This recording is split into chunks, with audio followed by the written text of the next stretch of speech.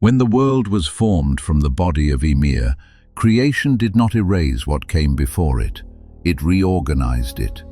The mythological poems preserved in medieval Iceland describe a universe shaped from something ancient and violent, a cosmos whose very materials still remember their origin. Earth was flesh, sea was blood, mountains were bone, and the sky was lifted and set in place with deliberate effort. The world existed, but it did not exist effortlessly. From the beginning, order was something that had to be maintained. Long before the gods ruled from their halls, the giants already existed. The jötnar, as they are called in the sources, were not merely enemies of the gods. They were descendants of Ymir himself, born in the earliest age of the cosmos, before boundaries had been fully drawn. They inhabited distant, harsh regions and were closely tied to natural forces that resisted control: cold, wilderness, hunger, and overwhelming strength. The conflict between gods and giants was therefore not a simple struggle between good and evil.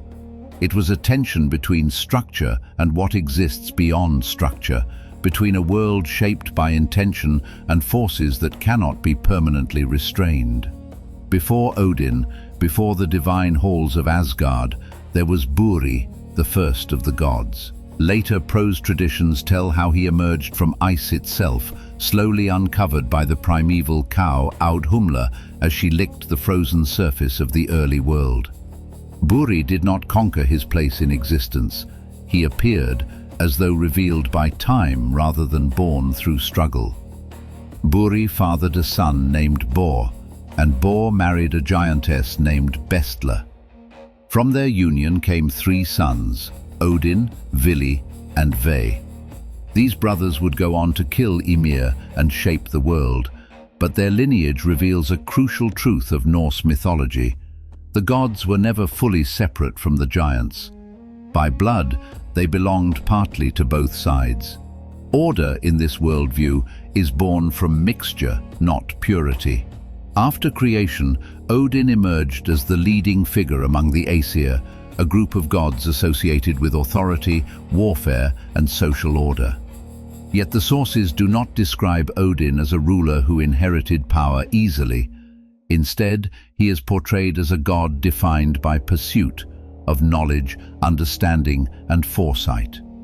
His authority is tied not only to strength, but to what he is willing to endure in order to see further than others. Odin fathered many children, often with beings who were not goddesses. One of the most significant among them was Thor, born from Odin and the earth giantess Jörð. Thor embodied a different form of divine responsibility. Where Odin sought knowledge, Thor enforced boundaries. His myths consistently place him at the edges of the ordered world, confronting giants directly and returning to protect both gods and humans. Odin's marriage to Frigg produced Balder, a god described in the poems as radiant and beloved. Even without recounting his fate, the sources surround Balder with a sense of tension, suggesting that beauty and vulnerability often exist side by side in the Norse imagination. The Æsir were not the only gods to shape the cosmos. Another divine group, known as the Vanir, was closely associated with fertility, prosperity, the sea, and the rhythms of nature. Early mythological traditions describe a conflict between the Æsir and the Vanir, a war that reveals how divided divine power once was. This conflict did not end in destruction, it ended in negotiation. Hostages were exchanged, and the 2 groups of gods became part of a shared pantheon. From the Vanir came figures such as Njörður and his children Freyr and Freya. Freya, in particular, occupies a unique position in the sources, moving between divine traditions and sharing in aspects of both fertility and warfare. Her presence among the Æsir suggests that the Norse cosmos valued balance achieved through exchange rather than domination. All of these beings existed within a vast and interconnected cosmos, held together by Yggdrasil, the immense tree whose roots and branches connected every realm. The mythological sources describe multiple worlds branching from this structure. Humans lived in Midgard, the enclosed world shaped for them after the gods created the first man and woman, Ask and Embla, from trees found along the shore. Giants inhabited Jotunheim, a land of extremes.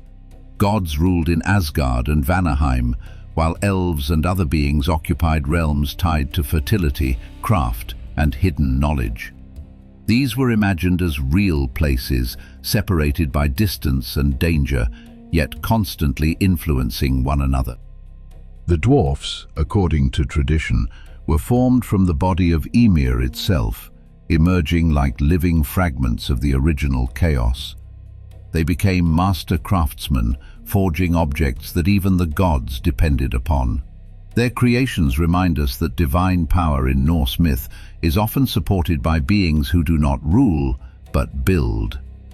Elves appear more ambiguously in the sources, often associated with fertility, prosperity, and ancestral presence. They occupy a space between gods and humans, reinforcing the sense that the Norse cosmos was densely populated, layered, and alive with unseen influences. Even death did not remove beings entirely from this structure. The sources describe multiple destinations for the dead, shaped by circumstance and fate rather than moral judgment, suggesting that existence continued in different forms beyond mortal life. What emerges from these traditions is not a static universe, but a living one. Gods, giants, humans, and other beings coexist within a fragile balance, bound together by shared origins and constant interaction. Power is distributed, negotiated, and challenged, never absolute and never isolated. This is not yet a story about endings. It is a story about a world fully formed, populated, and active, a stage set for countless events, conflicts, alliances, and transformations still to come. And each people of this cosmos has its own story, waiting to be told. The Norse world did not emerge fully explained. It took shape slowly, through gods born from giants, through alliances forged after conflict, and through worlds held together by a fragile cosmic structure. Every realm, every people, and every divine lineage carried its own history and its own tensions. This was not a finished story, it was a living one. And in the chapters that follow, each of these worlds will step into the foreground, one by one. If you enjoyed this exploration of the Norse cosmos and want to dive deeper into its civilizations, gods, and hidden peoples, subscribe to the channel and join us in the chapters that follow. This world has only begun to unfold.